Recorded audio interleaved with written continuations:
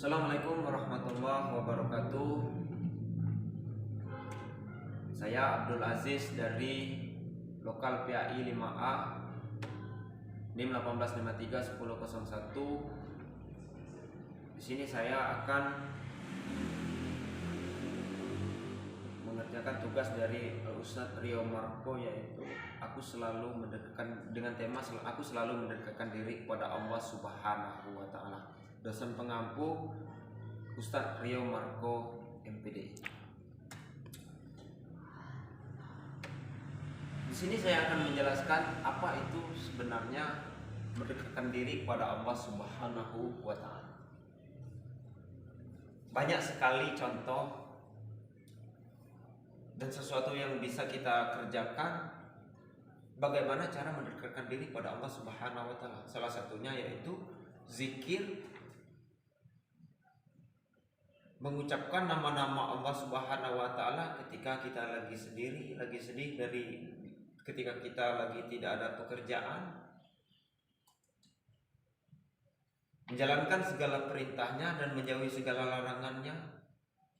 Itu sudah termasuk pengertian mendekatkan diri kepada Allah Subhanahu wa taala. Seperti contohnya Asmaul Husna tadi. Apa sih? Kok Asmaul Husna itu disebutkan salah satu untuk mendekatkan diri kepada Allah Subhanahu wa taala? Karena Asmaul Husna itu di dalamnya itu terdapat nama-nama Allah yang berjumlah 99. Nama-nama yang Allah yang baik, dan hanya Allah yang memiliki nama tersebut di dalam Al-Quran. Nah, mengapa demikian? Karena nama Allah 99 ini banyak, pendek-pendek, seolah-olah mudah sekali kita ucapkan, mudah sekali untuk kita menghafalnya. Contohnya Al-Aziz, itu yang mana artinya mulia.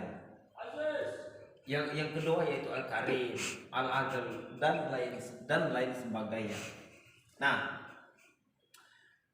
mengenai nama Allah 99 itu tadi, apakah ada dalil hadis atau Al-Qur'annya? Nah, di sini saya akan menuliskan yaitu dalil dari Al-Qur'anul Karim yang menjelaskan tentang Asmaul Husna. Dalilnya itu dijelaskan di dalam surat Al-A'raf ayat 180, yang mana bunyinya walillahi asmaul husna fad'uhu biha wa zarul ladzina yulhiduna fi asma'i sayujzauna ma kanu ya'malun. Lebih jelasnya lagi anak-anak mungkin bisa buka buku dulu. Ya, buka dulu bukunya, nanti Bapak akan menulis di papan tulis. Bapak tulis dulu. Bisa dilihat tulisan Bapak.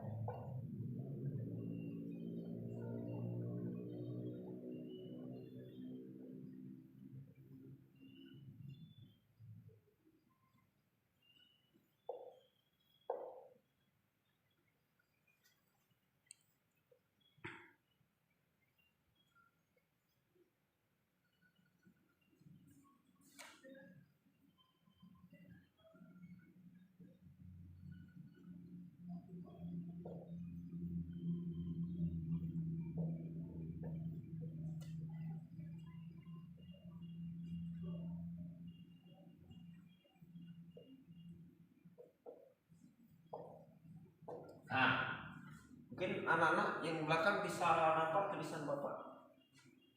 Silakan ditulis. Jika sudah ditulis nanti kita baca dan nanti kita artikan. Nanti Bapak dikatakan artinya, nanti anak-anak silakan untuk menulisnya ya. Oke, sudah ya. Mari kita baca dulu. Oke, ikuti kata-kata Bapak. A'udzubillahi minasyaitonirrajim. Bismillahirrahmanirrahim. Walillahi asmaul husna fad'uuhu biha wa zarul ladzina yulhidu yang belakang belum ikutin. Wa zarul ladzina yulhidu nafi asma'i sayujzal nama kanu ya'malu. Oke? Sudah semua menulis? Nah, di sini Bapak akan mengartikan. Yang mana artinya? Oke. Dan Allah Subhanahu wa taala memiliki asmaul husna. Dan Allah Subhanahu wa taala memiliki nama asmaul husna. Maka bermohonlah kepadanya dengan menyebut nama-namanya yang baik, dan tinggalkanlah orang-orang yang menyimpang dalam menyebut nama-namanya. Nanti mereka akan mendapatkan balasan apa yang mereka jalankan. Nah, maksud dari surat Al-Baqarah yang menjelaskan tentang Asmaul Husna ini adalah sesungguhnya kita itu kalau dalam keadaan suka, dalam keadaan duka, dalam keadaan kaya, miskin dan lain sebagainya, itu seolah-olah kita itu jangan meminta pertolongan selain pada Allah Subhanahu wa taala. Jangan itu. Jadi sebutkan nama-nama Allah tersebut.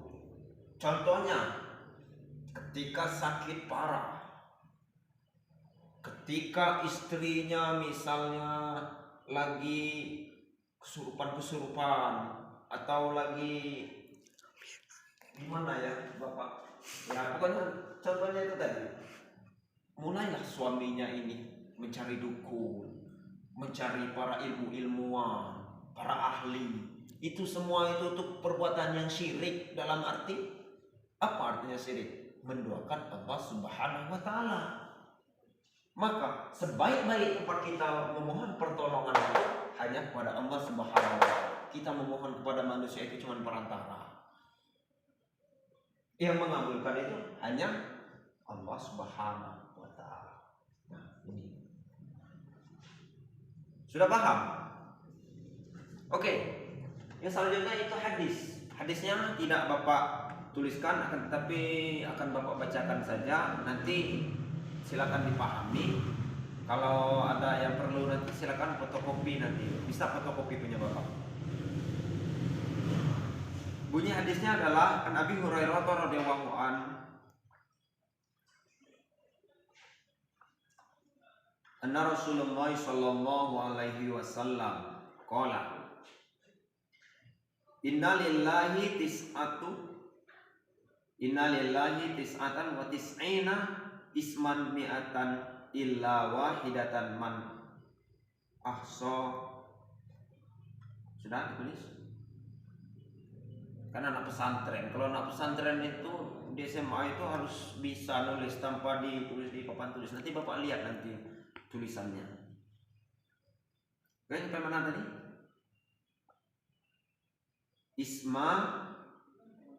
Isman mi'atan illa wahidan man ahsaha dakhalal jannah. Rawahu Bukhari. Oke, ada yang bisa mengartikan hadis ini? Oke, Bapak akan mengartikannya ya. Arti dari hadis, maksud dari hadis ini adalah an Abi Hurairah radhiyallahu anhu, dari Abu Hurairah radhiyallahu anhu, anna Rasulullah sallallahu alaihi wasallam, sungguhnya Rasulullah sallallahu alaihi wasallam bersabda, qala Berkata Imam Bukhari, maksudnya dia berkata, sesungguhnya Allah Subhanahu wa taala mempunyai 99 nama. 99 nama, 100 kurang 1. Barang siapa yang menghafalkannya,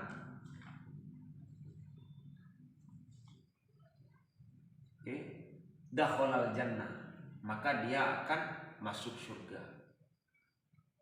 Hadis ini diriwayatkan oleh Imam Bukhari. Maksudnya apa sih hadis ini?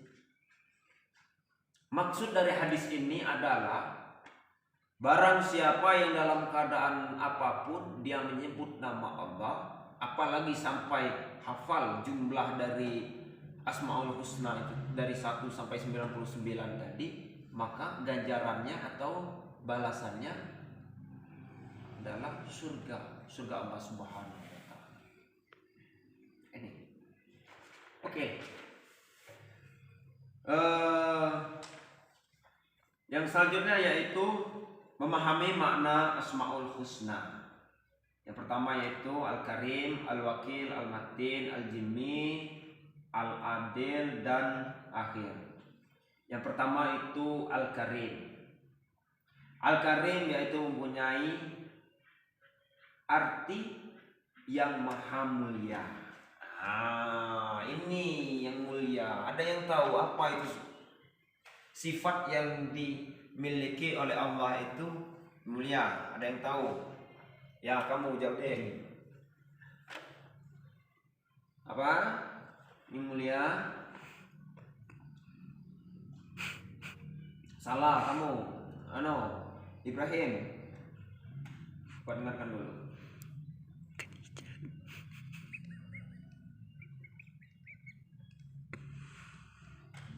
Lebih tepatnya lah kamu Ibrahim.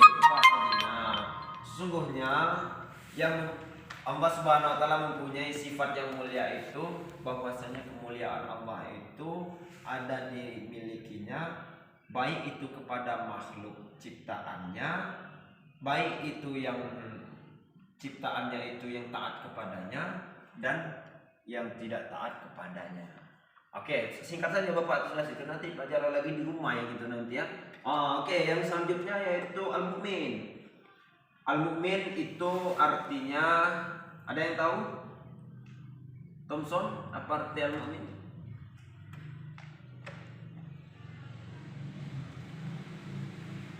Apa itu?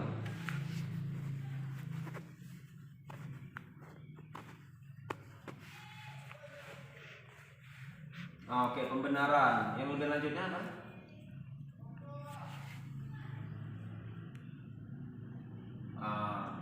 Akan Bapak jelaskan ya. Al-Mu'min itu artinya adalah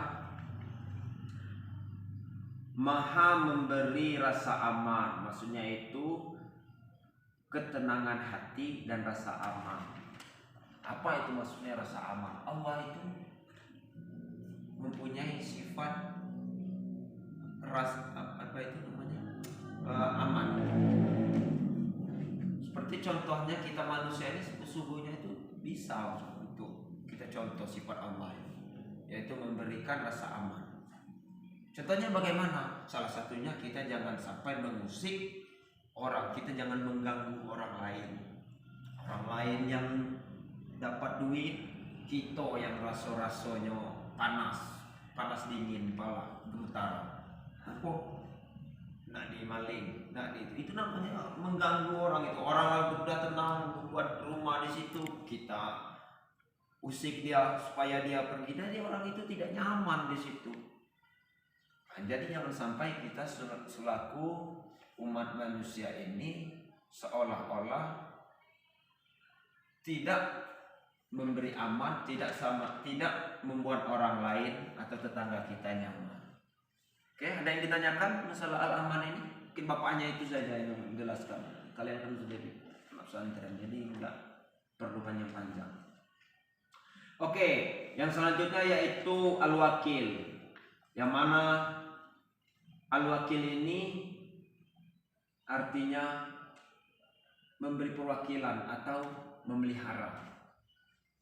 Allah Subhanahu wa taala semua ciptaannya di dunia ini dia pelihara.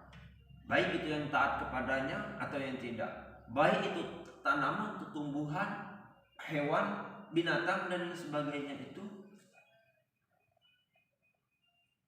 dipelihara oleh Allah Subhanahu wa taala. Tidak ada satupun yang tidak dipelihara. Oke, mungkin bisa diartikan sendiri itu nanti apa itu pelihara. Sudah ngerti lah gitu. Yang selanjutnya itu al-matin. Yang mana artinya maha kukuh. Sebenarnya Allah Subhanahu itu maha kukuh. Kuat, arti kukuh itu kuat. Jadi Allah Subhanahu wa taala itu tidak ada ciptaannya yang ada di langit, ada di bumi ini, di surga, di neraka itu yang melebihi kekukuhan atau kekuatan Allah Subhanahu wa taala. Api panas, akan tetapi ada yang untuk membuatnya lemah, yaitu air. Gunung tinggi, ada yang akan menghancurkan gunung itu nanti. Bisa dia meletus, bisa dia terbis, kalau nggak salah bapak itu marinernya itu terbis. Nah, longsor kalau bahasa Indonesia ya. Nah, longsor.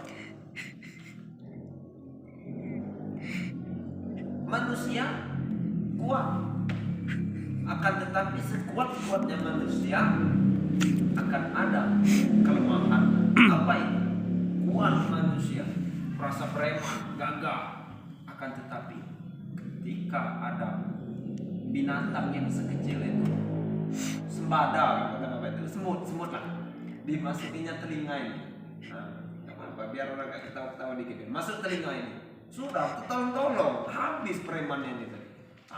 Makanya kita itu contohlah kata itu sifat Allah itu al-matin ini sesungguhnya yang kukuh itu hanyalah Allah Subhanahu wa taala. Kita manusia ini janganlah ada kata-kata saya paling gerok, saya paling hebat. Semuanya itu ada kelemahannya. Oke, yang selanjutnya yaitu al-jimmi. Al-jimmi itu yaitu yang yang artinya maha mengumpulkan, menghimpun. Dalam arti mengumpulkan, Allah Subhanahu wa taala menyebarkan dunia ini, tersebarlah manusia. Tersebarlah manusia ada di Sabang, Merauke, Papua, Kalimantan, Amerika dan Mekah. Pada hari akhir nanti akan dikumpulkan di satu tempat, yaitu padang mahsyar. Tidak akan satupun orang yang tercecer. Misalnya kamu Jaudin, walaupun kamu petetelan di sini bisa nyumput sini situ di dunia ini sama manusia, tetapi kalau di padang mahsyar nanti kamu tidak akan bisa seperti itu, tidak bisa, yakin Bapak. Ya. Jadi jangan sampai kita tidak percaya dengan sifat Allah yang al-jimmi ini tadi. Yang selanjutnya yaitu al-adil. Allah Subhanahu wa taala mempunyai sifat adil, dalam arti adil itu tidak memandang mau yang taat, mau yang tidak taat kepadanya, itu semuanya diberi rezeki secukupnya, diberi rasa aman damai, tinggal lagi manusia itu sendiri yang menjalankan. Tidak ada Allah Subhanahu wa taala memfirmankan di dalam Al-Qur'an itu, kalau orang Islam nanti kamu akan mendapatkan rezeki terus dari aku, akan mendapatkan kehidupan yang mulus dan hebat dan sebagainya. Sedangkan kamu yang non-Islam katanya tidak akan diberi rezeki, tidak ada. Bisa kita lihat sampai sekarang Islam dan non-Islam itu sama saja mendapatkan rezeki. Akan tetapi tergantung rezekinya tersebut nanti akan dipertanggungjawabkan di hadapan Allah Subhanahu wa taala. Manusia harus berusaha, manusia itu. Kalau orang Kristen itu sudah tahulah kita bahwasanya sebaik-baik agama itu adalah agama Islam. Setiap orang yang menganut agama Islam akan dimasukkan ke dalam surga. Ya. Oke, yang selanjutnya yaitu yang terakhir ini. Ada yang yaitu al-akhir. Ada yang tahu arti dari akhir ini? Maksudnya dari al-akhir ini, yang terakhir tidak ada satupun yang bisa mengakhiri setelah Allah Subhanahu wa taala. Maksudnya kita ini walaupun hidup mati dunia ini diciptakan dan dikembalikan lagi, surga diadakan dan sebagainya, berakhir juga surga, berakhir di dunia itu, Allah itu tetap yang terakhir, tidak ada duanya. Tidak ada yang bisa mengakhiri Allah, bahwasanya Allah itulah yang paling akhir. Makanya jangan sombong, punya harta sedikit katanya abadi, kekal. Sesungguhnya manusia itu kekal cuma sementara, dunia itu kekal hanya sementara. Akan tetapi Allah Subhanahu wa taala kekal selama-lamanya, tidak ada yang menandingi. Hei Jaudin, kamu tidur terus. Apa yang Bapak jelaskan tadi? Al-akhir. Oke, apa maksudnya al-akhir tadi? Apa? Nah, itulah kamu tidur, kamu ngantuk aja kamu kalau Bapak jelaskan. Oke, mungkin hanya ini yang dapat Bapak sampaikan. Tolong nanti dipelajari lagi sampai ke rumah, masuk minggu depan Bapak tanya lagi. Dan harus hafalkan yaitu surat yang Bapak tuliskan, ayat yang Bapak tuliskan di depan ini, yaitu walillahi asmaul husna fad'uhu biha wa dzarul ladzina yulhiduna fi asma'i sayujzauna ma kanu ya'malun, beserta artinya yang Bapak berikan tadi. Oke? Mungkin pertemuan kita hari ini cukup sebatas ini. Apabila nanti ada sesuatu yang kurang paham, yang kurang jelas, boleh nanti ditanyakan lagi sama teman-temannya, kerja kelompok dan sebagainya. Dan nanti apabila ada lagi yang belum jelas, silakan ditanyakan kepada Bapak di pertemuan kita minggu depan. Mungkin hanya ini pelajaran kita hari ini. Mungkin Bapak Guru tadi sudah nunggu juga di depan untuk materi untuk mengajar mata pelajaran selanjutnya. Sini Bapak mohon maaf. Akhirul kalam, Assalamualaikum warahmatullahi wabarakatuh.